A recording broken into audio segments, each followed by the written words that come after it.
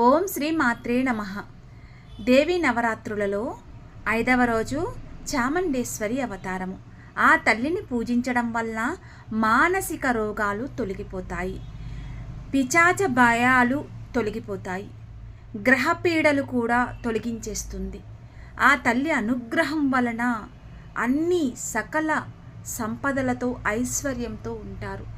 ఆ తల్లి చేతబడులు చేసి ఎవరైతే బాధపడుతూ ఉంటారో వాళ్లను కూడా చేతబడి నుంచి విముక్తి చేసి దైవానుగ్రహంతో అమ్మ ఆశీర్వచనంతో ఉండేలా చేస్తుంది. ఆ తల్లి అనుగ్రహ బలం చాలా గొప్పది.